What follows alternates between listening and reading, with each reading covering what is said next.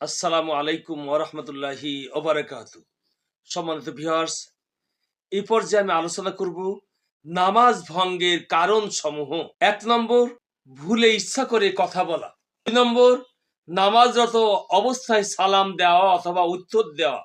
৩ নম্বর, কেউ হাসি দিলে হাসির উত্তরে ইয়ারহামুকাল্লাহ বলা।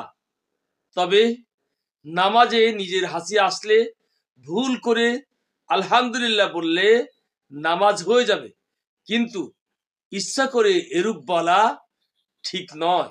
৪ নম্বর, নামাজের বাইরে দোয়া করা হলে নামাজ থেকে তার উত্তরে আমিন বলা। ৫ নম্বর, কোনো দুঃসংবাদ শুনে ইন্না লিল্লাহ বা অন্য কোনো দোয়া বলা।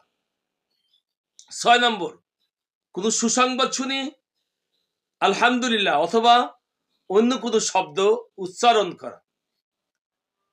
৭ নম্বর, আশ্চর্যজনক কোনো কথা শুনে সুবহানাল্লাহ অথবা অন্য কোনো বাক্য উচ্চারণ করা। ৮ নম্বর, উহ আহ শব্দ করা বা উচ্চস্বরে ক্রন্দন করা। ৯ নম্বর, নামাজে থাকাকালীন নামাজের বাইরে কোনো ব্যক্তির কোরআন পাঠে লুকমা দেওয়া।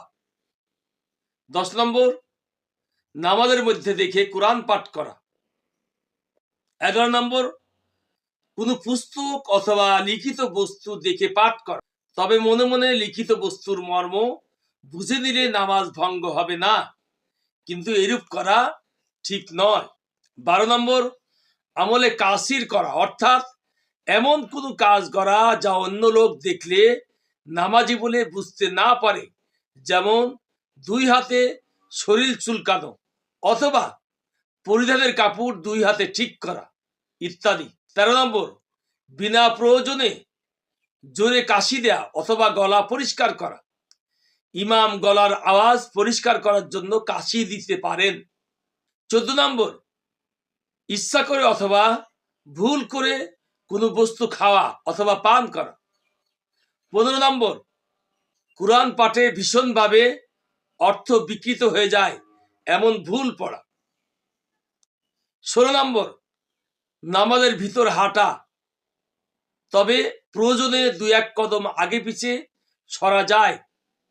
সিজদার জায়গা থেকেও আগে বেড়ে গেলে নামাজ হবে না। ১৭ নম্বর, কিবলার দিক থেকে অন্যদিকে সিনা ফেরানো, কোনো কারণ ব্যতীত মুখ ফিরিয়ে নিলেও নামাজ মাকরুহ হয়ে যাবে।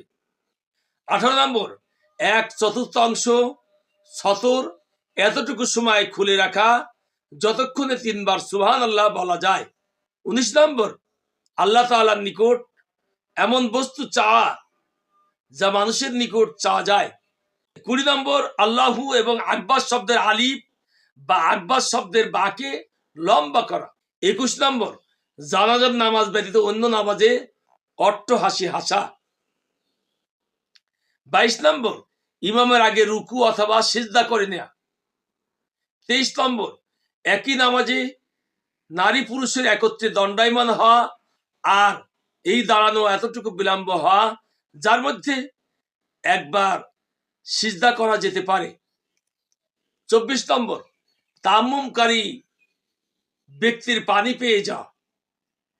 ২৫ নম্বর, পূর্ণ সিজদার মধ্যে উভয় পা যদি মোটেই মাটিতে লাগানো না হয়, তবে পা উঠে গেলে আবার মাটিতে রাখলে অসুবিধা নেই।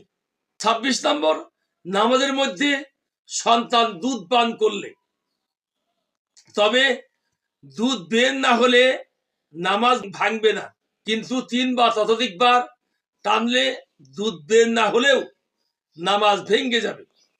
২৭ নম্বর, স্ত্রী নামাজে থাকা অবস্থায় স্বামী তাকে চুম্বন করলে নামাজ ভঙ্গ হয়ে যাবে।